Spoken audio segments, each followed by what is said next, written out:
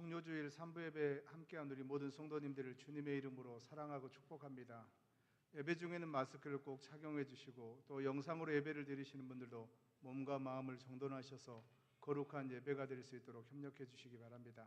다 같이 일어나셔서 모든 영광을 하나님께 찬양하심으로 3월 마지막 주 종료주일 3부 예배를 살아계신 하나님께 드리겠습니다.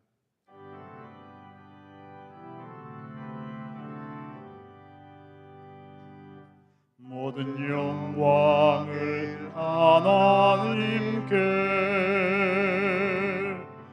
모든 영광을 하나님께, 온 마음과 뜻 다해 주 예배합니다. 모든 영광을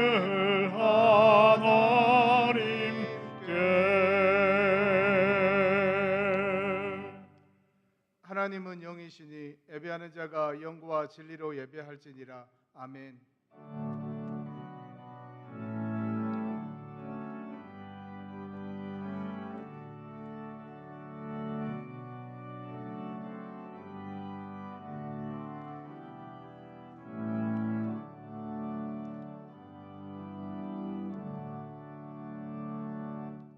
사랑의 하나님, 주의 은혜로 한 주간을 살게 하여 주셨다가 거룩한 주일날 주님 전으로 저희들을 불러주시고 살아계신 하나님을 예배할 수 있는 큰 은혜를 허락하여 주시니 감사합니다.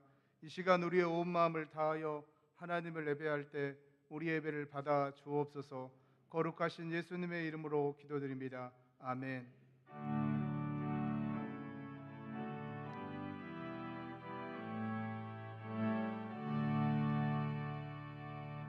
하늘에 가득 찬 영광의 하나님, 온 땅에 충만한 존귀하신 하나님, 생명과 빛으로 지혜와 권능으로 언제나 우리를 지키시는 하나님, 성부와 성자와 성령 삼위의 하나님, 우리 예배를 받아주시옵소서.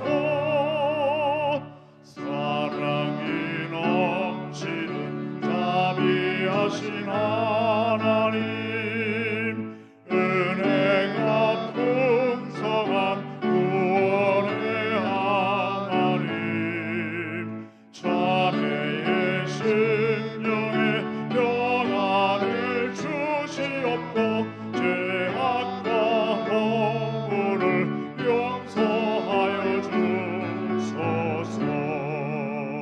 찬송과 영광과 생명, 구원의 하나님, 우리 예배를 받아주시옵소서. 연약한 심령을 굳게 세워주시고 우둔한 마음을 지혜롭게 하시고 주의 뜻 받들어 참되게 살아가며 주 말씀 따라서 용감하게 하소서. 권능과 지혜와 사랑, 은혜의 하나님, 우리 예배를 받아주시옵소서. 주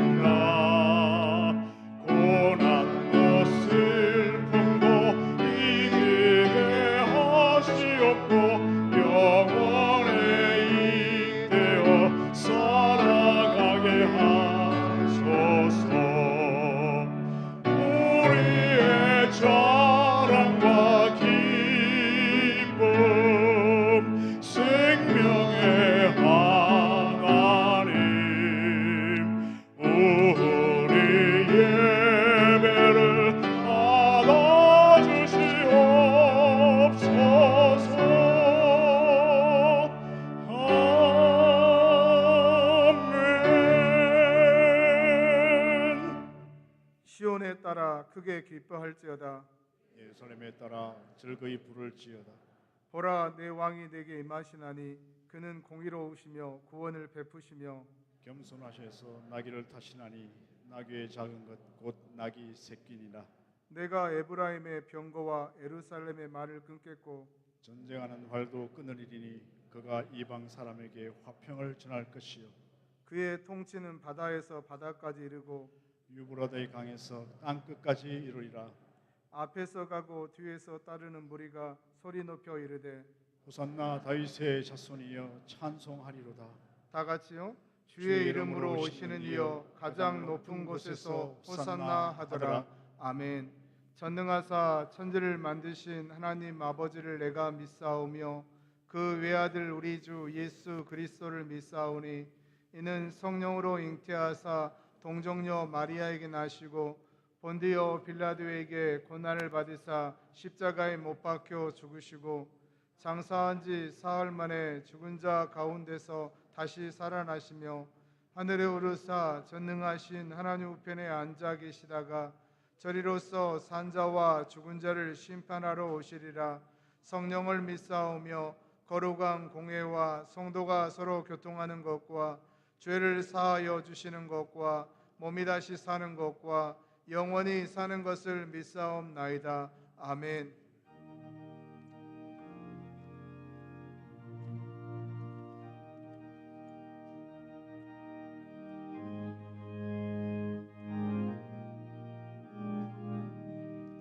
예수가 함께 계시니 시험이 오나 겁없네. 기쁨의 근원 되시는 예수를 위해 삽시다. 날마다 주를 섬기며 언제나 주를 기리고 그 사랑 안에 살면서 딴 길로 가지 맙시다. 이 세상 사는 동안에 주 이름 전파하면서 무한한 복락 주시는 예수를 위해 삽시다. 날마다 주를 섬기며 언제나 주를 기리고 그 사랑 안에 살면서 딴 길로 가지 맙시다. 이 세상 친구 없어도 예수는 나의 친구니 불의한 일을 버리고 예수를 위해 삽시다. 날마다 주를 섬기며 언제나 주를 기리고 그 사랑 안에 살면서 딴 길로 가지 맙시다. 주께서 심판하실 때 잘했다 칭찬하리니 이러한 상급 받도록 예수를 위해 삽시다. 날마다 주를 섬기며 언제나 주를 기리고 그 사랑 안에 살면서 딴 길로 가지 맙시다. 하나님 아버지, 영원한 사랑으로 이 땅에 오셔서 공생애를 통하여 죽어가는 불쌍한 영혼들을 진실한 모습으로 섬겨주시고 십자가 사랑을 통하여 천국 생명까지 주시니 깊은 감사를 드립니다. 성삼위일체의 하나님, 이곳에 임재하여 주시고 홀로 영광 받아 주시며 신령과 진리에 예배되게 하여 주옵소서.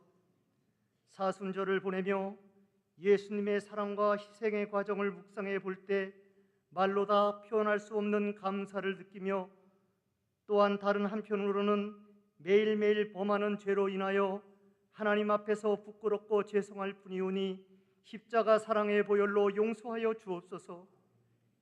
이 시간 말씀을 증거하실 담임 목사님, 성령의 충만함을 더하여 주시고 영육간의 강건함을 주시며 기도하고 수고하시며 행하시는 모든 것이 하나님 나라의 발전과 교회의 부흥으로 이어지며 은혜가 되게 하여 주옵소서.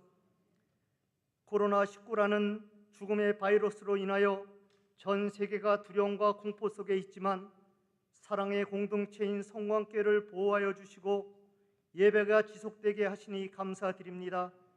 우리 성도님들 한 분 한 분 눈동자처럼 지켜주시고 영적 안전지대, 육적 안전지대에 거하게 하여 주시며 개인 위생을 철저히 관리하는 지혜로운 자들이 다 되게 하여 주옵소서. 미래의 하나님 나라를 세워가며 민족과 열방을 선도해 나갈 주일학교 학생들과 젊은이들을 위하여 기도합니다.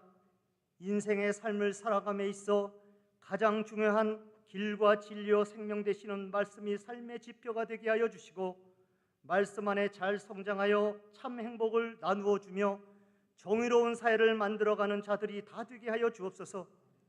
오늘도 오대양 6대주에서 복음을 전하시는 모든 선교사님들에게 성령 충만을 주시며 신변을 보호하여 주시고 힘과 용기를 주옵소서. 하루속히 코로나가 종식되게 하여 주시고 다시 선교 현장이 활성화되도록 은혜를 주옵소서. 우리 민족을 위하여 간구합니다. 우리 민족을 긍휼히 여겨주시고 총체적으로 어려움에 직면한 정치, 경제와 모든 분야들을 하나님의 뜻 가운데 선하게 회복시켜 주시며 하나님의 나라를 건설하는 복음의 민족으로 사용하여 주옵소서. 오늘도 주일학교에서 드려지는 모든 예배를 통하여 영광받아 주옵소서. 이 모든 말씀 예수님을 믿고 입으로 시인하는 자들에게 영원한 생명을 주시는 예수님의 이름으로 감사하며 간절히 기도드리옵나이다. 아멘.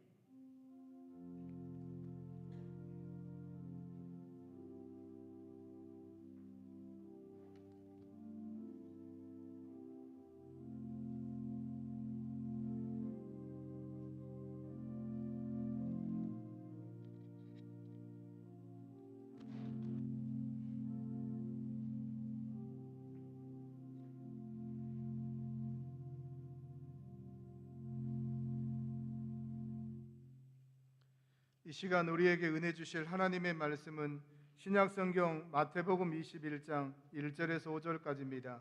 신약성경 34쪽에 있습니다. 마태복음 21장 1절에서 5절까지입니다. 마태복음 21장 1절부터 제가 봉독하겠습니다. 그들이 예루살렘에 가까이 가서 감난산 벳박에 이르렀을 때 예수께서 두 제자를 보내시며 이르시되 너희는 맞은편 마을로 가라. 그리하면 곧 메인 나귀와 나귀 새끼가 함께 있는 것을 보리니 풀어 내게로 끌고 오라. 만일 누가 무슨 말을 하거든 주가 쓰시겠다 하라.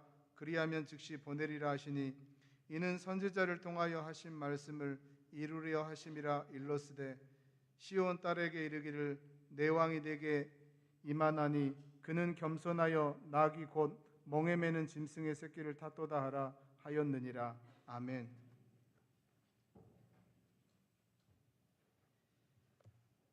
사랑과 은혜가 풍성하신 하나님 아버지,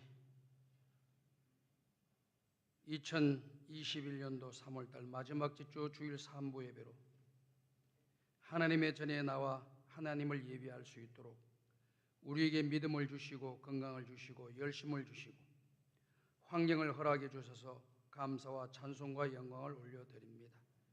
예배에 참여한 남종과 여종들에게 은혜를 내려주시며 저들의 마음의 소원들이 주님의 뜻 가운데 속에서 아름답게 이루어지게 도와주시고 얽히고 설켜 있는 문제들은 풀어주시며 육적으로 병든 것 아픈 것 다 고쳐 주시옵시고 하나님 살려 주시옵소서. 항상 영혼이 잘 되는 길을 걸어가게 도와주시고 범사에 복을 받는 자들이 다 되게 하여 주옵소서. 이 시간 하나님의 귀한 말씀을 듣기를 원하오니 하늘의 문을 열어주시고 우리의 마음의 문을 열어주시고 전하는 자의 입술도 열어주시어 하나님이 주시는 말씀을 사람의 말로 받지 아니하고 하나님의 음성으로 듣게 하여 주시어 이 말씀이 우리 속에서 역사하고 능력이 되게 하여 주옵소서. 예수님의 이름으로 기도드리옵나이다. 아멘. 우리 옆 사람과 서로 인사합시다. 참 잘 오셨습니다. 2021년도 3월달 마지막 주 3부 예배 참석하신 우리 성강의 모든 성도 여러분들에게 하나님의 은혜와 평강이 함께 하시기를 주님의 이름으로 축복합니다. 오늘은 마태복음 21장에 기록되어 있는 말씀의 내용을 가지고 주가 쓰시겠다라고 하는 제목으로 함께 은혜를 나누고자 합니다. 이번 주간이 고난 주간입니다.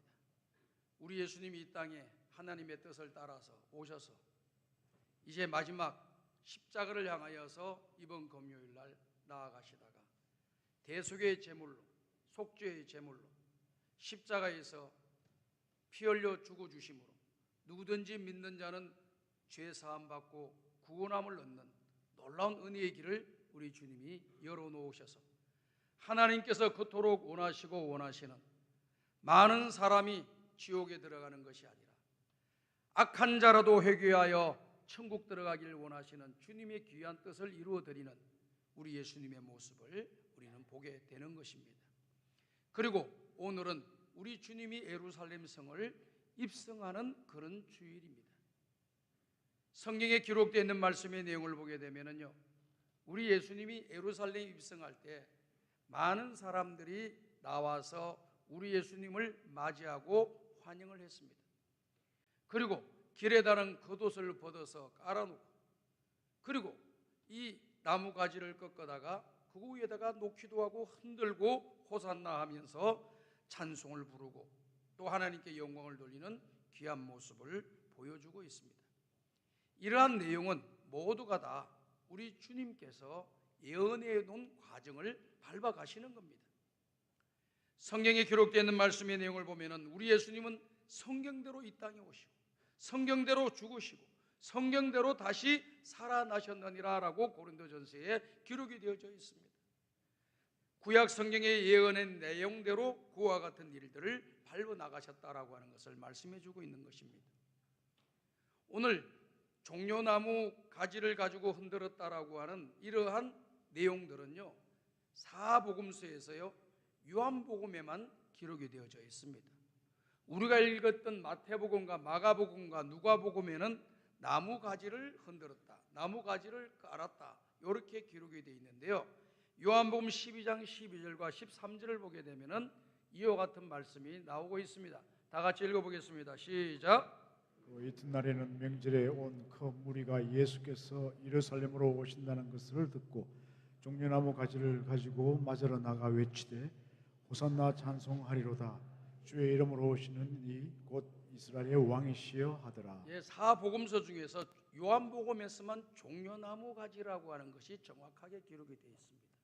그래서 마태, 마가, 누가에 기록되어 있는 나무 가지라고 하는 것은 종려나무 가지라고 하는 것을 우리가 알게 되는 것이죠. 일반적으로 훌륭한 장군이나 전쟁에 나가서 승리한 이 장군들이 개선하고 돌아올 때 백성들이 주변에 서서 옷을 깔아놓고 거기에 종려나무 가지를 꺾어서 그 길에다가 놓고 또 종려나무 가지를 흔들면서 승리한 장군을 환영하고 왕을 환영하는 그런 일들이 있었습니다. 그런데 우리 예수님은 나귀를 타고 입성을 하셨다라고 하는 것을 우리가 성경에서 보게 되는 것이죠. 그런데 나귀 중에서도 나귀 새끼를 타셨다라고 하는 그런 내용입니다. 이 내용에 대해서 스가랴서 9장 9절의 예언의 말씀대로 이와 같은 말씀에 따라서 우리 예수님이 나귀를 타신 것이 아니라 나귀 새끼를 타신 것이라고 하는 것을 정확하게 응하시는 우리 예수님의 모습을 우리가 보게 되는 거죠. 다 같이 한번 읽어보겠습니다. 시작. 시온에 따라 크게 기뻐할지어다. 예루살렘에 따라 즐거이 부를지어다. 보라, 네 왕이 내게 임하시나니 그는 공의로우시며 구원을 베푸시며 금전하에서 나귀를 타시나니 나귀의 작은 것 곧 나귀 새끼니라. 자, 우리 예수님이 나귀 새끼를 타기 전에 제자들에게 감난산 건너편에 있는 벳바게라고 하는 곳에 가서 그 마을에 가게 되면은 나귀가 묶여 있는 것을 볼 텐데 거기에서 나귀 새끼를 데리고 오라고 했습니다. 그때 제자들이 질문을 합니다. 예수님, 우리 것도 아닌데 매에 있는 나귀를 풀어서 가지고 오면은 주인이 뭐라고 이야기를 하겠습니까? 못 가지고 가게 할 건데 어떻게 하면 될까요? 라고 물어본 거예요. 그럴 때 우리 예수님께서 뭐라고 말씀하셨냐면은 그 주인에게 이렇게 이야기해라. 주께서 쓰시겠다고 하라라고 이렇게 말씀을 하라고 하신 겁니다. 여기에 나와 있는 주라고 하는 단어는 큐리오스라고 하는 단어예요.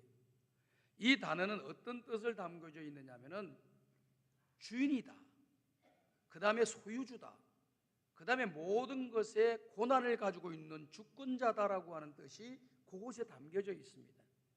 이게 주인이 주께서 쓰시겠다고 하는 말은 우리가 잘 이해가 되지는 않아도 당시에 그 헬라 문화에서 살고 있는 히브리 사람들은 그 단어가 뜻하는 바가 무엇인가를 당장 알아들은 거예요. 예수님이 쓰신다고 하는 것은 하나님이 쓰신다는 것이고, 주인이신 주님이 쓰시겠다고 하는 것에 대해서 자기 자신이 그것에 대해서 이런 이야기 저런 이야기를 할 이유가 없는 거죠. 주인이 쓰시겠다고 하니까 그냥 주인 거니까 주님께 드리는 뿐입니다. 아무 이야기 없이. 그래서 나귀 새끼를 가져오게 되었고, 우리 예수님은 나귀 새끼를 타시고 예루살렘 성을 입성하는데 평화의 왕이다, 겸손의 왕이다라고 하는 표현을 성경에서 쓰고 있잖아요. 다른 왕들은요, 용맹하고 위엄을 갖추고 또 근엄하게 군사들을 거느리고 들어와서 예루살렘 성을 들어가는데 우리 예수님은 아무것도 없어요. 낙이 큰 나귀도 아니고, 말에 비하면 나귀는 보잘것없죠. 볼품이 없죠. 근데 나귀 타고 가도 그런데 나귀 새끼를 타니 얼마나 연약해 보였겠습니까? 성경은 그것을 바로 겸손하신 우리 주님의 모습을 보여준다고 말씀을 하고 있는 것이죠. 그래서 성경에 예언되어 있는 말씀의 내용대로 우리 예수님이 예루살렘 성에 입성하셔서 금요일까지 이런저런 과정을 다 밟으면서 최종적으로 십자가에서 대속의 죽음으로 우리를 위하여 피 흘려 죽어 주심으로 대속의 제물로 우리의 죄를 대신해서 우리 예수님이 죽어 주심으로 오늘 저와 여러분들이 받아야 할 모든 형벌들을 받지 않게 되고 믿는 자는 구원을 받는 놀라운 축복을 얻게 된 것입니다. 성경의 레위기나 히브리서 기록되어 있는 말씀의 내용을 보면은 사람이 한 번 죽는 것은 정한 이치요 그 이후에는 심판이 있으리라. 죄는 피로서 갚아야 한다라고 하는 말씀을 하고 있습니다. 그러니까 죄라고 하는 것이 있다고 하면은 다른 것으로 그 죄가 사함 받을 수 있는 것이 아니고 피로서 죄 사함을 받을 수가 있는데, 아무의 피가 되는 것이 아니라 점도 없고 흠도 없는 죄가 없는 그분이 피를 흘리시고 그 죄를 대신해서 죽어 주셔야만이 그 죄의 효력이 없어지고 피의 효력으로 말미암아 그 죄가 사함받고 구원함을 받는 역사가 일어나는 것이죠. 우리 예수님 아무 허물도 없고 죄도 없으신 그분이 오늘 저와 여러분들을 구원해 주시기 위하여 십자가에서 대신 그 형벌을 받으시고 오늘 저와 여러분을 살려주셨다고 하는 사실을 믿으시기를 주의 이름으로 축복합니다. 그런 은혜를 우리가 입은 것이거든요. 그런데 오늘 여기 성경의 말씀의 내용을 보게 되면은 마태복음 21장 2절과 3절에 보면은 이 말씀이 기록이 되어 있지 않습니까? 이르시되 너희는 맞은편 마을로 가라. 그리하면 곧 매인 나귀와 나귀 새끼와 함께 있는 것을 보리니 풀어 내게로 끌고 오라. 만일 누가 무슨 말을 하거든 주가 쓰시겠다 하라. 그리하면 즉시 보내니라 하시니라 라고 말씀했습니다. 여기에 나와 있는 주가 쓰시겠다라고 하는 그런 단어, 이 나귀가 우리 예수님에게 쓰임 받아가지고 오늘 저와 여러분이 구원을 받는 구속사의 그 과정에 연약한 존재이지만은 쓰임을 받고 오늘 저와 여러분들이 구원받는 그 과정 속에 쓰임을 받는 아름다운 역사가 일어나게 된 것이죠. 이 세상에 살아가는 사람들은요, 쓰임을 받는 사람이 되어야 됩니다. 그리고 쓰임 받는 사람 되기 위해서 얼마나 노력을 하는지 모릅니다. 자기가 원하고 자기가 가고자 하는 그런 곳에 가기 위해서 거기에 대한 자격을 갖추어 가지고 준비를 해서 얼마나 노력을 합니까? 그래서 그쪽에서 써주시면은 쓰임을 받는 거예요. 안 써주면 못 쓰임 받으니까 또 힘들고 어려운 과정을 겪어야 되는 것입니다. 오늘 우리 자녀들이요, 어디 가나 잘 쓰임 받는다 그런다면요, 부모님들은 행복한 거예요. 또 나 자신도 어디에 가서나 쓰임 받지 못하고 쓰임 받는 사람이 된다고 한다면은 너무 행복한 겁니다. 제가 이 신방을 하다 보니까요, 요즘 취업하기가 얼마나 어려워요. 더더군다나 20대 이 대학을 졸업한 학생들이 제일 취업이 어려운 때가 올해예요. 작년이에요. 10명이 졸업을 하게 되면은 2~3명 정도만 취업되고 나머지는 다 놀아요. 한 50%가 못 들어갑니다. 그리고 나머지 한 20% 정도는요, 30%는 직장 없고 20%는요 대학원 진학, 군대, 해외 유학 이렇게 돼가지고 50%가 되는 거예요. 그러니까 50% 이상이 취업을 못하고 있습니다. 유능하고 똑똑한 학생들도 취업을 못하고 있어요. 아무리 좋은 대학을 나왔다 할지라도 취업이 안 되는 그런 상황이 오늘의 시대에 펼쳐지고 있어요. 제가 신방을 갔더니요, 집사님이 신방을 받으시고 아들을 위해서 기도해달라 그래요. 무슨 기도? 아들이 대학을 졸업했는데 취업을 해야 되는데 취업을 못하고 있다. 아들이 어디 방을 쓰고 있느냐 하는 게 보니까 이쪽 방을 보여줘요. 책상을 보니까 뭐가 이렇게 서류 봉투가 이만큼 올라와 있어. 이 뭐냐? 물어봤더니 구인 광고가 나오면, 회사에서 모집한다는 광고가 나오면 거기다 집어넣으려고 미리 서류를 다 준비해 놓은 거예요. 그 안에 있는 내용을 보니까요, 이력서, 주민등록 등본, 학교 졸업장, 성적 증명서, 이런저런 것이 이제 내 눈에 가득 들어온 건 자기소개서예요. 그 자기소개서를 내가 몰래 한번 봤습니다. 아들이 없어가지고 그 안에 구구절절 나를 써달라는 내용입니다. 내가 이렇게 준비하고 나를 뽑아주시면, 나를 써주시면 후회하지 않을 겁니다. 회사에 유익되고 회사에 도움이 되는 그런 사람이 되어서 회사를 위해서 충성을 다하겠습니다. 나를 써 주십시오. 나를 뽑아 주십시오. 이렇게 기록이 돼요. 처절합니다. 처절해요. 열심히 공부하고 노력하고 또 실력을 쌓아서 쓰임 받으려고 애를 쓰는 거예요. 오늘 주변에 있는 사람들이 왜 이렇게 열심히 무언가를 자격증을 따려고 그러고 열심히 공부해서 어떤 위치에 올라가려고 자꾸 하고 있어요. 그곳에 쓰임 받으려고 하는 거예요.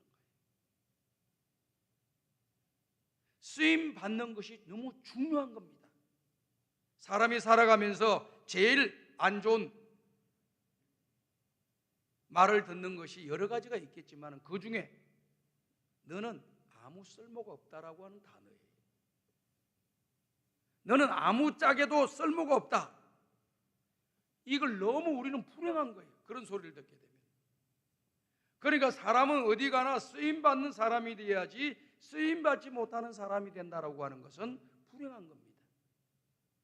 이 쓰임받는 것에 대해서요, 글을 재미있는 글이 하나 있었어요. 제가 읽어봤어요. 예나 오늘이나 시골에서 잔치를 하면은 돼지를 잡는다 그래요.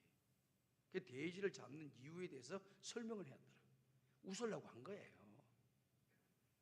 그래서 시골에 있는 농부가 잔칫날이 되어서 이 잔치에 쓸 그런 잔치를 올 이런 짐승을 잡아야 되는데, 동물을 잡아야 되는데 자기 집에 있는 키우는 걸 딱 보니까 소가 있더래요. 아, 저 소를 잡아가지고 잔치를 멋있게 해야 되겠다고 딱 소한테 갔답니다. 아, 소가 어떻게 미련한 소가 그렇게 눈치가 빠른지.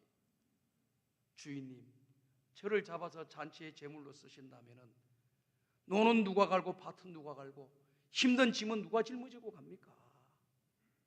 난 지금까지 이렇게 쓰임 받았는데 나를 제물로 삼으신다면은 어떡합니까? 그랬더니 가만히 생각해보니까 쓸모가 있는 존재라. 이 소를 잡게 되면은 당장 살아가는데 어려움을 겪어서 그렇구나. 너 없으면 내가 깝깝해지겠구나. 너는 있어. 그렇게 둘러봤어요. 봤더니 요즘 이런 이야기하면 혼납니다. 옛날에는요, 개가 우리 사람들에게 이 양식을 또 영양분을 보충해주는 그런 상태가 있을 때가 있었잖아요. 딱 보이니까 너를 제물로 써야 되겠다. 잔치상에 올려놔야 되겠다. 그래서 잔치를 해야 되겠다. 잡아서. 개도 그렇게 눈치가 빨라요. 주인님의 재산을 누가 지켜줍니까? 내가 지켜주지 않습니까? 도둑놈이 오면 빨리빨리 이상한 사람 오면 내가 짖어서 그 도둑놈들 우리 집에 못 들어오게 만들어주고, 또 주인님에게 알려서 주인님이 대비할 수 있도록 해서 오늘날까지 우리 이 집에 이렇게 튼튼하게 도둑 맞지 않고 화당하지 않고 있는 것 아닙니까? 가만히 보니까 쓸모가 있는 거다. 그래, 너도 괜찮아. 둘러보니까 그 다음에 닭이 보이더래요. 닭은 뭐 잡아다가 잔치상에 올려야 되겠다 했는데 닭도 이렇게 머리가 잘 돌아가. 닭 돌아가면서 주인님, 저를 잡아가려고 하십니까? 제가 아침마다 꼭끼오하고 시간을 깨워드리지 않습니까? 주인님이 중요한 약속이 있을 때 꼭끼오 해가지고 주인님이 빨리 일어나가지고 약속 가가지고 약속해서 좋은 일들이 일어나고 또 성사를 시켰는데 제가 안 깨워주면은 시간 늦게 가가지고 낭패를 당할 일들이 한두 번 아닐 텐데 저를 왜 잡수시려고 합니까? 그러니까 가만 보니 쓸모가 있어요. 그래서 또 뭐 없나 하고 들어봤더니 꿀꿀하는 돼지가 있더래요. 그건 돼지는 아무 말을 안 해. 가만 보니 돼지는 자기는 하는 게 없어. 하는 것이라고 밥만 먹는 것밖에 안 해. 밥만 먹고 아무것도 하는 게 살만 찌우는 거예요. 그래서 돼지를 잡았다고 하는 그런 이야기예요. 그러니까 쓰임받는 존재들은 안 잡아먹고 쓰임받지 못하는 쓸모없는 존재는 잡아먹는다는 거예요. 그래서 사람들이 살아가면서 제일 안타까운 소리는 쓸모없다라고 하는 단어가 참 우리를 슬프게 만드는 거예요. 저는 우리 성광의 가족들과 자녀들이 이 땅에 살아가면서 어딜 가든지 귀하게 쓰임받는 아름다운 일들이 풍성하게 일어나기를 주님의 이름으로 축복합니다. 하나님의 교회에서 쓰임받는다라고 하는 것은 굉장히 중요한 거예요. 사람들에게도 쓰임받으면 어떻게 됩니까? 복을 받았다 그래요. 잘 됐다 그러고요. 박수를 치어주는 거예요. 그런데 전능하신 하나님이 우리를 써주신다고 하면은 그것이 얼마나 행복하고 기쁜 일이 되겠습니까? 그런데 오늘 여기 말씀의 내용도 보고 또 우리가 성경에 기록되어 있는 말씀의 내용을 보면은 우리 주님은 누구를 쓰시는가 하는 것이 잘 나와 있어요. 그 말씀을 보면은요, 디모데 후서 2장 20절 21절을 보면은 이 말씀이 기록되어 있습니다. 다 같이 읽어보겠습니다. 시작. 큰 집에는 금그릇과 은그릇뿐 아니라 나무 그릇과 질그릇도 있어 귀하게 쓰는 것도 있고 천하게 쓰는 것도 있나니 그러므로 누구든지 이런 것에서 자기를 깨끗하게 하면 귀히 쓰는 그릇이 되어 거룩하고 주인이 쓰임에 합당하며 모든 선한 일에 준비함이 되리라. 주인의 쓰심에 합당한다. 귀히 쓰는 것도 있고 천히 쓰는 것도 있다라고 이야기했습니다. 큰 집에는 금그릇도 있고 은그릇도 있고 나무그릇도 있고 질그릇도 있는데 주인이 귀하게 쓰는 그릇은 어떤 그릇을 쓰시느냐? 깨끗한 그릇을 쓰신다는 거예요. 금그릇이기 때문에 계속해서 쓰겠다 그게 아니고요, 나무그릇 질그릇이기 때문에 나는 안 쓰겠다 그것이 아니고 어느 그릇이 깨끗한가 하는 것을 보시고 쓰신다는 겁니다. 사랑하는 성도 여러분, 이 깨끗하다라고 하는 단어가 오늘 우리에게 적용이 되기 어려운 단어입니다. 하나님 앞에서 깨끗하게 살아간다, 사람들 앞에서도 깨끗하게 살아간다, 말은 할 수가 있지만은 엄밀하게 들어가게 되면은 그 깨끗함이 없는 거예요. 영적으로 보면 우리는 이미 죄와 허물로 더러워져 있는 존재들이에요. 그래서 우리 예수님이 십자가의 보혈의 피로 오늘 저와 여러분들을 다 씻어 주셔야만이 그때서야 깨끗해지는 거예요. 그러니까 여기서 깨끗한 그릇을 쓰신다는 것은 예수 그리스도로 말미암아 죄 사함 받고 예수 그리스도를 믿음으로 말미암아 구원을 받은 백성들을 이야기하는 거예요. 그러니까 하나님이 쓰시는 사람은 어떤 사람이냐? 인물 좋기 때문에 쓰고 학벌 좋기 때문에 쓰고 또 대단한 능력을 가졌다고 해서 하나님이 쓰는 것이 아니고 예수 그리스도를 나의 구주로 영접하여 예수님의 십자가의 보혈의 피로 죄 사함을 받고 깨끗게 된 자를 쓰는 거예요. 그래서 죄인이 의인되고요, 어둠의 자식들이 빛의 자녀가 된 그런 사람들을 하나님이 쓰시는 거예요. 하나님이 아무나 쓰는 거 아닙니다. 다 구원받은 백성들만 쓰게 되어 있는 것입니다. 그래서 그런 사람이 깨끗해져야 되는 거예요. 그럼 우리는 이미 예수 그리스도를 믿음으로 말미암아 죄사함 받고 깨끗함을 받았는데 우리는 진짜 깨끗하냐? 지금 나의 상태가 아니지요. 여러 가지 허물들이 계속해서 우리에게 있습니다. 그래서 하나님께서 오늘 저와 여러분들에게 회개의 도구라고 하는, 통로라고 하는 은혜를 우리에게 주신 거예요. 누구든지 회개하고 부르짖고 자기의 잘못을 고백하면 하나님 우리 죄를 다 용서해 주시는 것이에요. 모든 불의에서 우리를 깨끗게 해주시고 우리의 죄가 동에서 서가 먼 것처럼 그 죄가 없어지게 만들어 주시고 우리 죄를 가리워 주실 뿐만 아니라 우리의 죄를 인정도 하지 않는다. 누구에게? 죄를 회개하는 자에게. 그러니 우리는 보니까 죄를 회개한 것밖에 없는데 우리 주님께서 보실 때는 그 죄가 사함받은 깨끗한 사람이 된다라고 하는 것을 이야기해 주고 있는 겁니다. 그러니 오늘 우리는 신앙의 길을 걸어가면서 항상 우리 자신들이 주님 앞에서 뭔가 잘못된 것이라고 생각되면 기회를 놓치지 마세요. 기회를 놓치지 말고 하나님 앞에서 자꾸 생각나면 회개하고 빨리 지나가세요. 회개를 늦게 할수록 하나님의 진노와 심판이 우리에게 있는 거예요. 그런데 회개를 빨리 하면 그 진노와 심판이 떠나가고 물러가는 거예요. 니느웨 성에서요, 죄악이 관영해서 하나님 그 성을 심판하려고 하셨잖아요. 그래서 요나를 보내가지고 하나님의 심판하심에 대해서 그 성에 메시지가 전달이 됩니다. 하나님 뜻이 전달이 됩니다. 그랬더니 놀라운 일이 일어났어요. 니느웨 왕으로부터 시작하여 어린아이 이르기까지 모두가 금식하고 베옷을 입고 하나님 앞에 우리 죄를 용서해 달라고 이렇게 기도하는 역사가 일어났습니다. 회개의 기도의 역사가 일어났어요. 제가 그 말씀을 보면서 도전을 받고 은혜를 받은 구절이 뭐냐면 이런 내용이에요. 니느웨 왕이 우리가 하나님 앞에 범죄했다. 그럼 우리가 하나님께 기도하자. 그럼 그 하나님이 우리를 긍휼히 여기셔서 우리의 죄를 사해 주시고 이 땅을, 이 성을 멸망치 않게 해주실지 누가 알겠느냐? 혹시 우리 죄를 용서해 주시면 얼마나 좋겠느냐라고 하는 그런 이야기를 하세요. 야, 얼마나 간절하게 그 죄가 용서받고 싶고 잘못을 뉘우쳤으면 그런 말을 할까요? 그러면서 기도를 드렸더니요, 하나님께서 그 기도를 받으시고 니느웨 성을 멸망시키고자 하는 계획을 접으셨어요.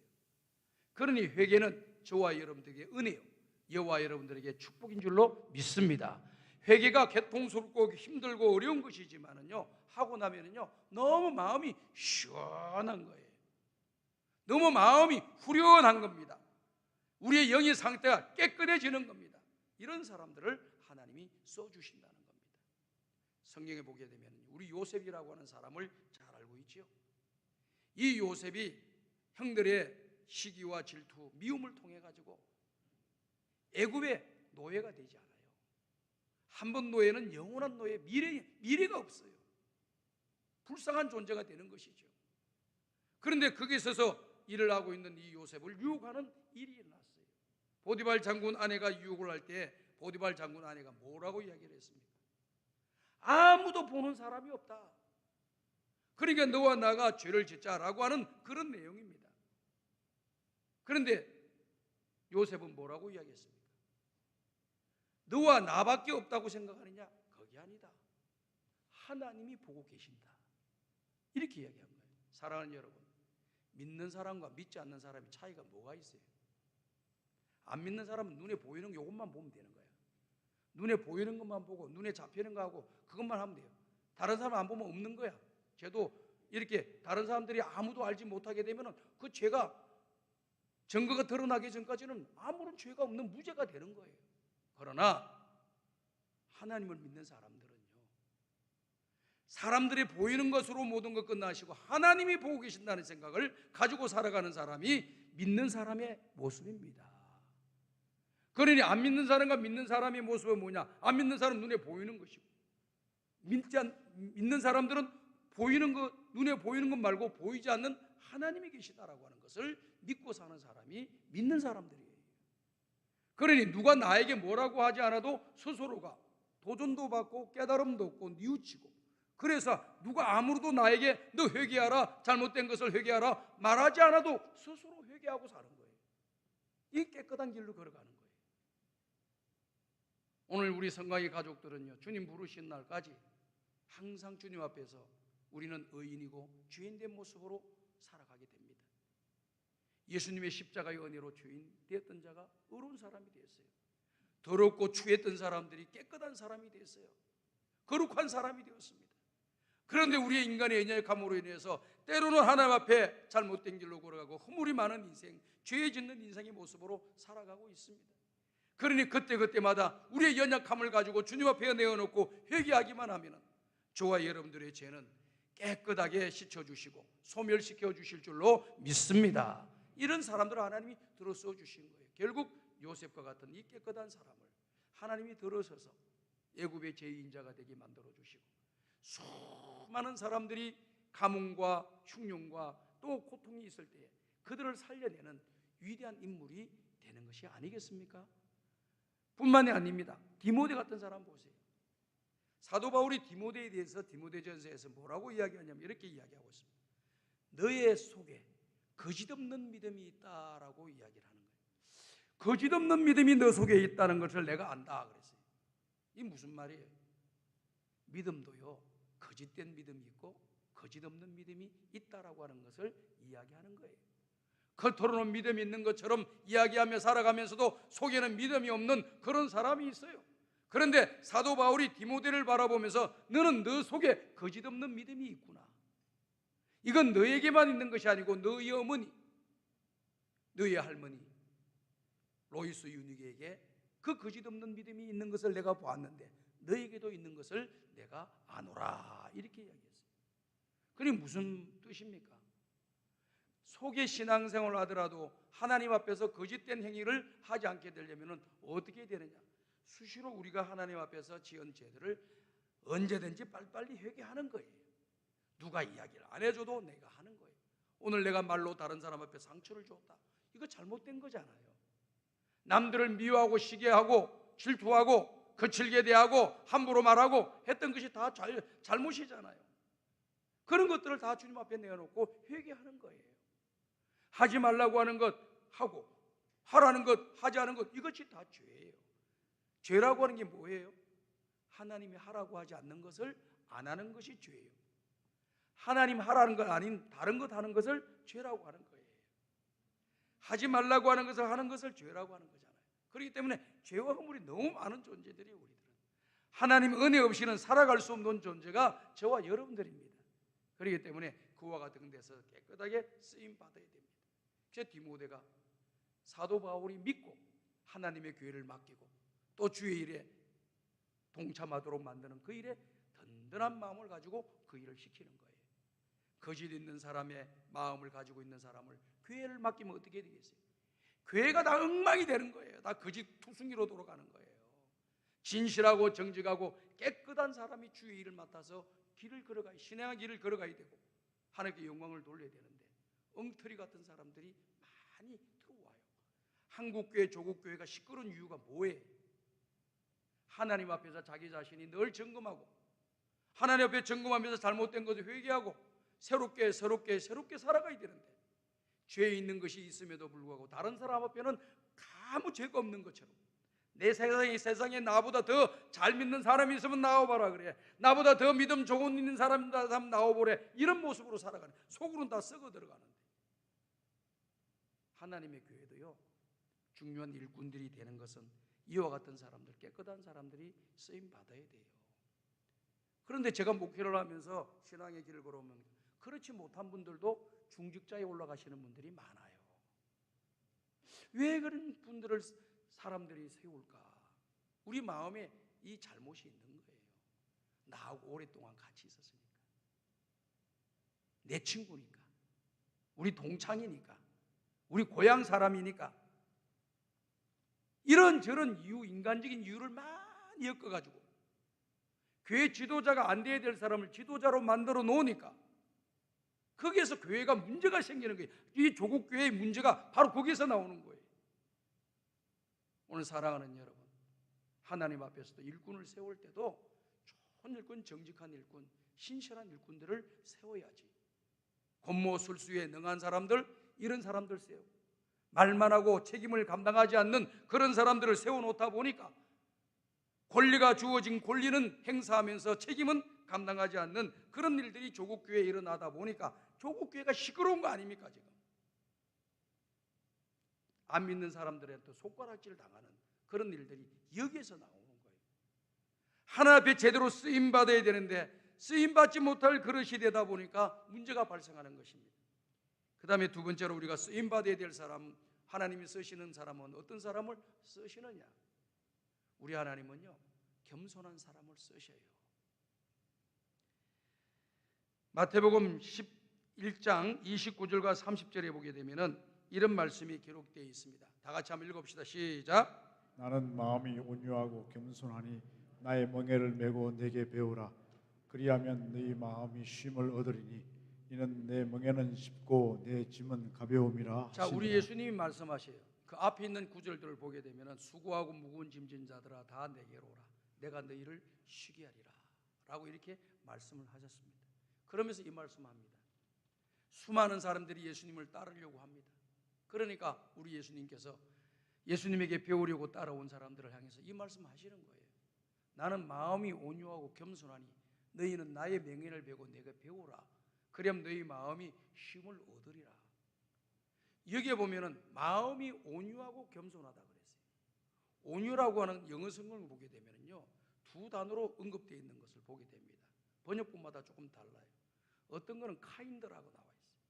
친절하다는 거예요. 온유함이 뭡니까? 친절한 거예요. 겸손함이 낮아지고 남들을 나보다 낮게 여기는 것을 말하는 겁니다. 남들을 인정해 주는 것, 이걸 말하는 거예요. 남들을 무시하는 것은 교만한 모습이에요. 남들을 인정해 주는 것은 겸손한 모습입니다.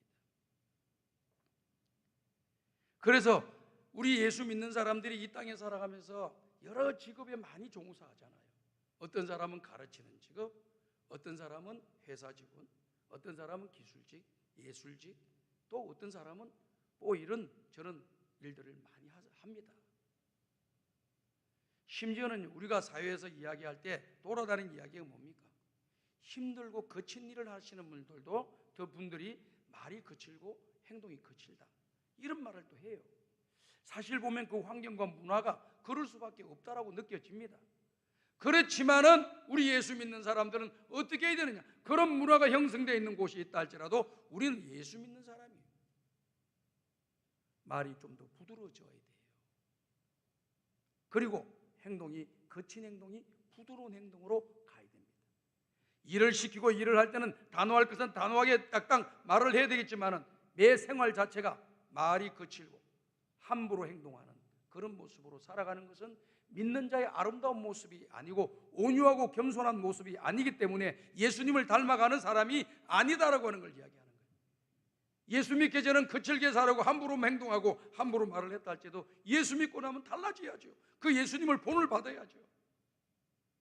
겸손하고 온유한 모습, 남들에게 친절하고 남들을 인정해주고 알아주고 그들을 축복해주고 사랑해주고, 얼마나 좋았습니까? 내가 잘났다고 떠드는 것이 아니라 사람이 더 훌륭하다고 이야기해주면 자기는 죽나요? 죽지 않아요. 오히려 더 아름다운 거예요. 잠언에 기록되어 있는 말씀의 내용을 보게 되면요, 자기를 높인 자는 낮아지게 될 것이고 낮아지고자 하는 자는 주님이 높여주신다고 했어요. 또 사람들이 나를 높여주는 것은 좋은 일이지만 자기 입으로 자기가 높다고 자꾸 이야기하는 것은 부끄러운 일이라고 하는 것을 성경이 말씀하고 있는 거예요.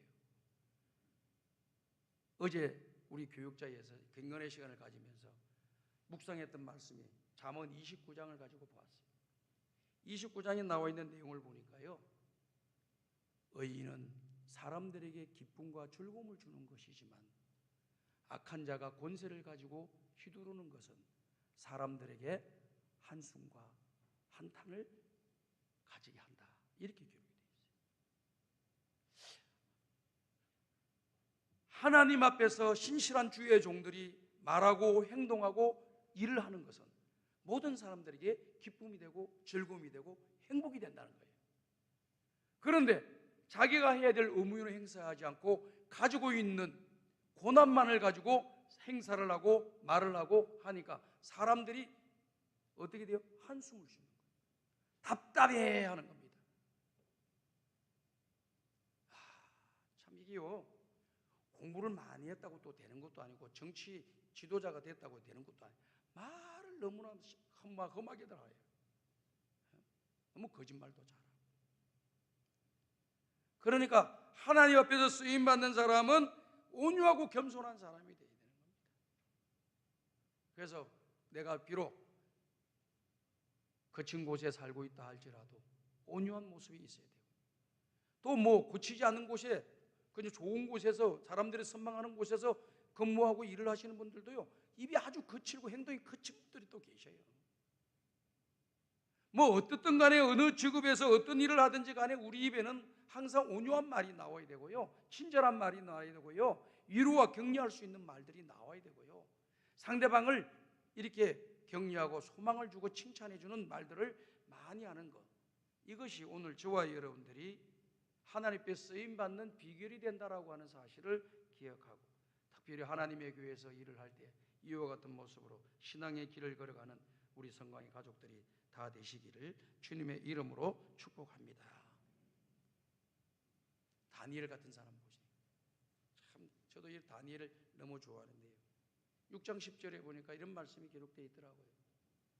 다니엘이 하루에 3번씩 하나님께 기도했다고 했어요. 그리고 다니엘을 죽이려고 하는 정치적인 적들이 다니엘의 허물을 찾아내서 죽이려고 하는 일들을 했습니다. 다시 말씀을 드려서 뒷조사를 한 거예요. 이걸 조사하고 저걸 조사를 해봐도 다니엘이 정직하고 깨끗하게 살아서 아무 허물을 찾아낼 수가 없어요. 그런데 가만히 보니까 하루에 3번씩 하나님께 기도하는 모습을 바라보면서 종교적인 문제로 걸지 않으면은 다니엘을 무너뜨릴 수가 없다라고 자기네들이 결론을 내려가지고 법령을 만들어가지고 다니엘을 모함해가지고 다니엘이 사자굴 속에 들어가는 그런 끔찍한 일을 경험하게 되잖아요. 근데 다니엘의 모습은 깨끗했다는 거예요. 아무런 허물을 찾을 수가 없다는 겁니다. 그리고 다니엘이 얼마나 온유합니까? 왕이 그에게 물어봅니다. 왕이 다니엘아, 너의 사시는 하나님이 너를 과연 구원하였느냐? 왕이여, 왕은 만세주를 하옵소서. 살아계신 하나님이 나를 지켜주고 보호하여 주셔서 사자의 입술에서 나를 건져 주셨나이다. 이렇게 이야기합니다. 왕이 얼마나 기뻐서 그 다니엘을 끄집어내고 모함했던 사람들은 다 사자굴 속에 집어넣으니까 그들이 땅에 닿기도 전에 사자들이 달라붙어가지고 다 찢어버렸다고 그러잖아요. 오늘 사랑하는 여러분, 하나님이 보고 계시는 거예요. 하나님 앞에서 우리가 신앙생활을 잘해야 돼요. 나는 마음이 온유하고 겸손하니 너희는 내게 와서 배우라. 우리 예수님에게서 뭘 배우실래요? 우리는 예수님으로부터 이미 큰 은혜를 받았고 이제 예수님을 배우면서 살아가야 되는 거예요. 주님 부르신 날까지 예수님 닮아가면서 살아가야 되는데, 그런데 우리 예수님이 뭘 배우라고 우리에게 요구했습니까? 온유와 겸손을 배우라고 했어요.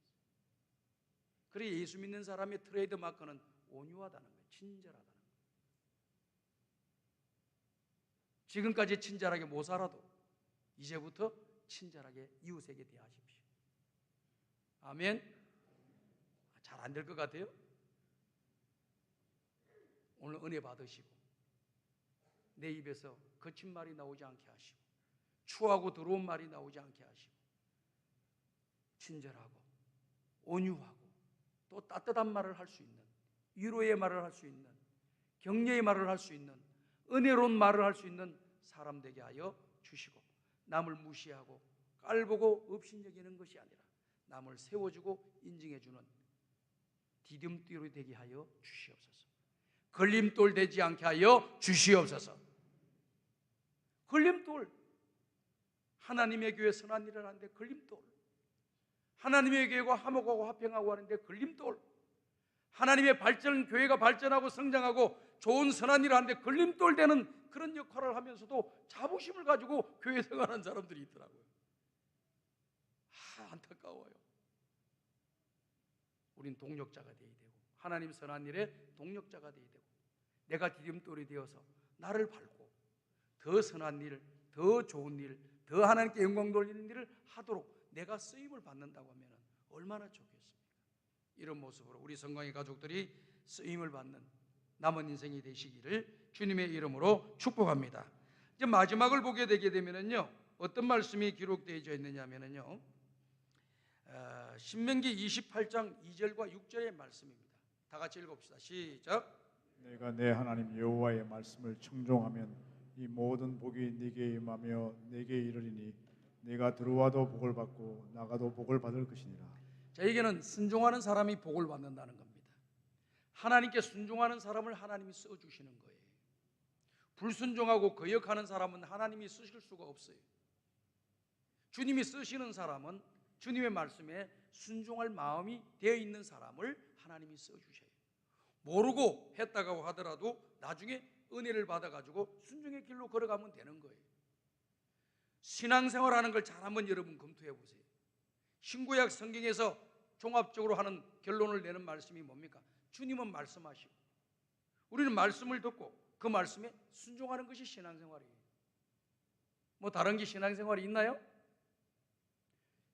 천지의 주제이신, 천지 만물을 만드신 전능하신 그 하나님이, 나를 구원하신 그 하나님이 나에게 말씀하시면 나는 그 말씀 귀담아 듣고 내 마음에 담고 순종하는 것밖에 없습니다. 순종하면 우리의 가는 길이 열리게 되는데, 오늘 신명기 28장에서 말씀하시는 내용은 너가 복을 받는데 들어가도 복을 받고 나가도 복을 받는다는 거예요. 얼마나 이거 복된 사람입니까? 이 회사 가도 복을 받고 저 회사 가도 복을 받고, 이 공동체를 가도 복을 받고 저 공동체를 가도 복을 받고, 이 일을 해도 복을 받고 저 일을 해도 복을 받는 그런 사람이 돼요. 이런 사람이 최고의 복을 받은 사람이라고 저는 생각합니다. 저는 우리 성광의 가족들이요, 하나님 말씀에 온전히 순종하셔서 하나님이 복을 내려주심으로 들어가도 복을 받고 나가도 복을 받고 영혼이 잘 되고 범사가 잘 되고 몸도 강건해서 하나님 영광을 위하여 귀하게 쓰임받는 아름다운 역사가 일어나기를 주님의 이름으로 축복합니다. 참존 화장품, 내가 참존 화장품 선전하려고 하는 게 아니에요. 이 참존, 이 설교를 준비하다 보니까 이런 내용들이 있어서 하나 찾아봤어요. 이 참존 화장품 회장이 김광석 장로님이라고 하는 분입니다. 이 장로님은 원래 예수님을 안 믿던 사람이고 다른 종교에 열심을 내서 온 가족이 그 종교에 열심을 내던 사람이고, 이 사람은 그 종교의 신도의 회장까지 한 그런 사람이에요. 그런데 하나님께서 이런저런 일을 경험하게 하시면서 또 사람들을 만나게 하면서 예수님을 영접하게 되고 예수님을 믿게 되고 은혜를 받게 됐어요. 그래서 예수님만이, 하나님만이 참된 신이고 세상의 모든 신들은 하나님 앞에서 참된 신이 아니구나라고 하는 것을 그가 알게 되었어요. 그래서 지난날에 엉뚱한 우상을 숭배했던 것을 다 회개하고 하나님 앞에 신앙의 길을 걸어가면서 자기 가족들도 다 전도해가지고 예수 믿게 만들고 주변에 있는 사람들에게도 복음을 전해서 예수 믿게 만드는 예수의 사람이 된 거예요. 어느 날 성경을 보니까 오늘 우리가 읽은 말씀 마태복음 21장 이 내용을 보니까 주께서 쓰시겠다고 하라, 주가 쓰시겠다고 하라. 그럼 주가 쓰시겠다고 하는데 주가 쓰시는 사람은 어떤 사람일까? 이런 성경을 읽으면서 묵상을 하고 생각을 하게 됐대요. 오늘 요즘 우리 필사의 정교인 필사 이렇게 대행진을 하고 있는데요, 정말 감사한 게 많아요. 우리 성도님들이 뭐 목회자가 이야기하지 않고 부모님들이 이야기하지 않고 주변 사람도 이야기하지 않았는데 본인이 성경을 쓰다가 성경을 읽다가 은혜를 받아가지고 회개할 것은 회개하고 고칠 것은 고기고 감사할 것은 감사하고 이렇게 바뀌어지는 거예요. 이게 진짜 잘하는 거예요. 성경 양을 많이 썼다고 되는 게 아니고 성경을 쓰면서 그 말씀에 은혜를 받으면서 쓰셔야 돼요. 그래서 쓰면서 자꾸 도전받고 하나 둘씩 이것이 쌓이고 쌓이면 예수의 사람이 되는 거예요. 하나님 기뻐하는 사람이 될 줄로 믿습니다. 스스로 도전받아야 되는 게, 이분도 성경을 읽다가 이 말씀을 보면서 주님이 쓰시는 사람, 나도 주님이 쓰시는 사람이 되어야 되는데 내가 어떤 사람들이 주님이 쓰시는 사람일까 생각을 해보니까 하나님의 말씀에 순종하는 사람이 주님이 쓰시는 사람이구나 라고 하는 것을 그가 깨닫게 됐다고 했어요. 그래서 주님 말씀하시면 무조건 순종하는 거예요. 쟤네는 뭐 하라 그러면 이리 빠지고 저리 빠지고 이 핑계 대고 저 핑계 대고 그런데 하나님께서 하시라 그러면 다 순종하게 되었다 그래요. 그러면서 결심을 한 것이 있다고 합니다. 예배에 빠지지 않겠다. 그 다음에 새벽 기도를 빠지지 않겠다. 그리고 항상 종된 모습으로 봉사하겠다. 이 세 가지를 결정하고 11조 예물을 반드시 하나 앞에 드리면서 신앙의 길을 걸어갔다고 그래요. 그러면서 그가 고백했던 내용은 뭐냐면, 내가 하나님을 만나지 않고 예수님을 믿지 않았으면 내 인생은 너무나도 공허하고 허무하게 인생을 끝낼 뻔했다. 근데 예수님이 나를 만나주시고 예수님의 예수님을 믿음으로 하나님의 은혜를 받아서 내 삶이 이렇게 보람있고 가치 있게 돼서 너무 감사한다는 그런 간증을 한 내용을 보게 되었습니다. 사랑하는 우리 성공의 성도 여러분들, 내 뜻대로 살려고 하지 말고 주님 뜻대로 사는 거예요. 오래전에도 제가 한번 말씀을 드렸습니다. 우리 교회에서 세례식을 하는데 내가 물어봤어요. 세례식 가기 전에 세례를 받고 나면 어떻게 해야 될 것 같아요? 목사님, 전에는 내 중심으로 살았는데요, 이제는 하나님 중심으로 살아야지요. 너무 기쁜 말을 하더라고.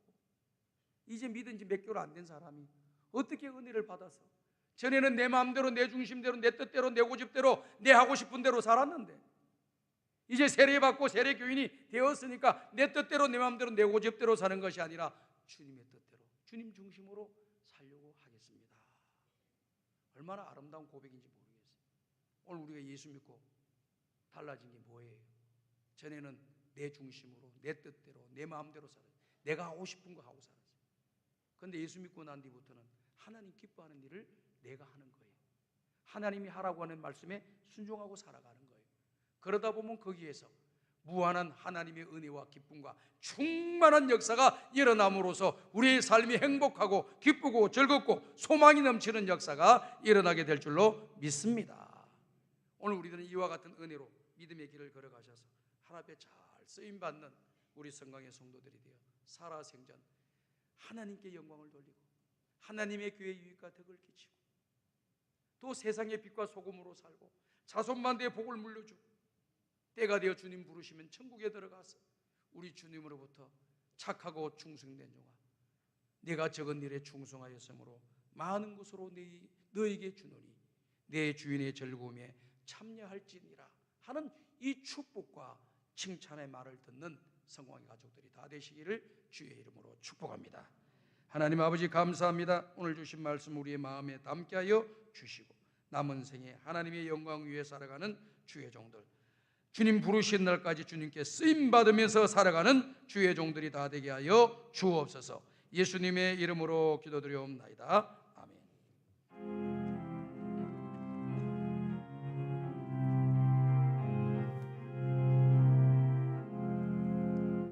나 같은 본분은 구주를 높이고 무영원 구원 얻도록 잘 인도함이라. 부르심 받들어 내 형제 섬기며 구주의 뜻을 따라서 내 정성 다하리. 주 앞에 모든 일 잘 행케 하시고 이후에 주님 배울 때 상 받게 하소서. 나 항상 깨어서 늘 기도드리며 내 믿음 변치 않도록 날 도와주소서. 아멘. 하나님 아버지, 오늘도 주의 전에 나오면서 마음과 뜻과 정성을 모은 귀한 예물로 하나님께 영광을 돌립니다.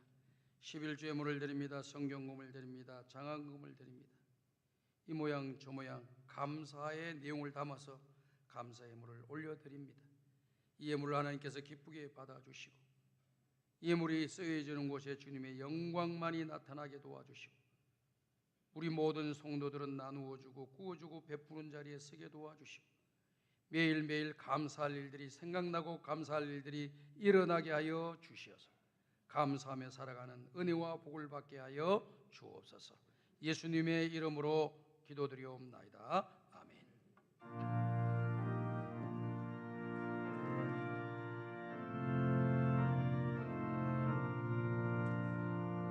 이 천지가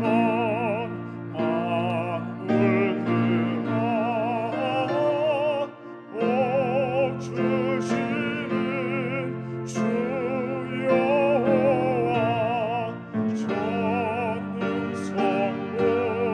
성자 성령 찬송하고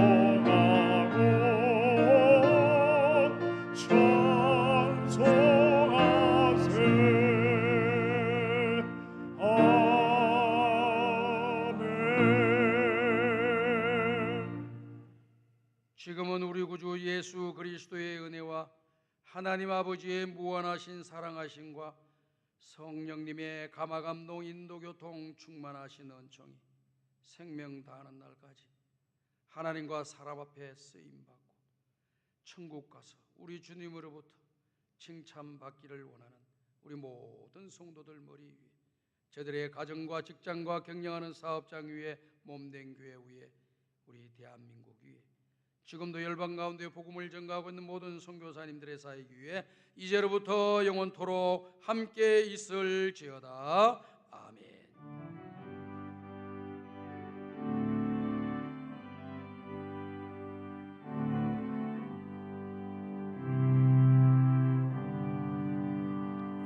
예, 자리에 앉아주시기 바랍니다. 자, 옆 사람과 다시 한번 인사합니다. 참 잘 오셨습니다.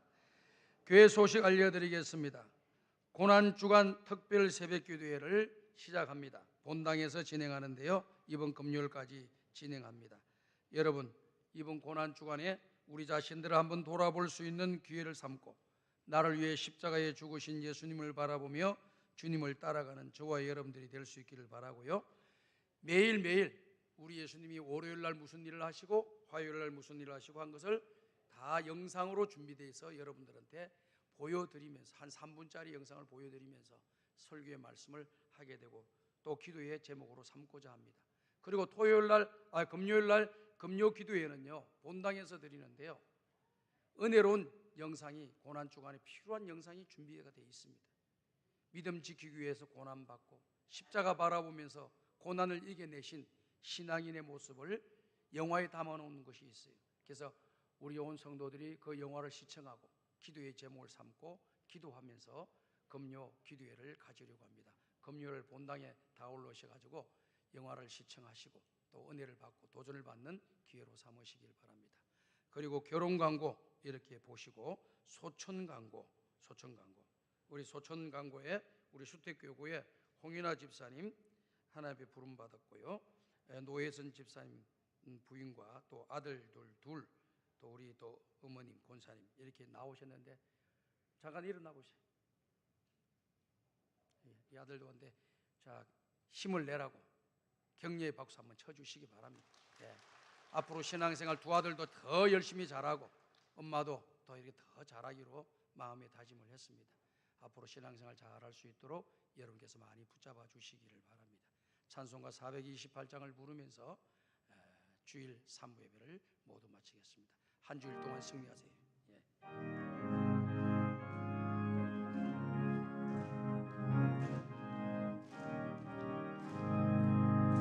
영혼의 빛이 주 영광 찬란해.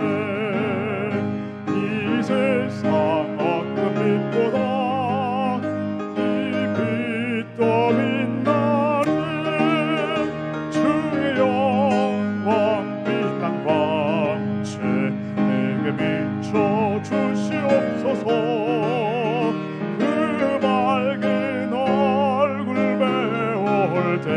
나의 영혼 기쁘다.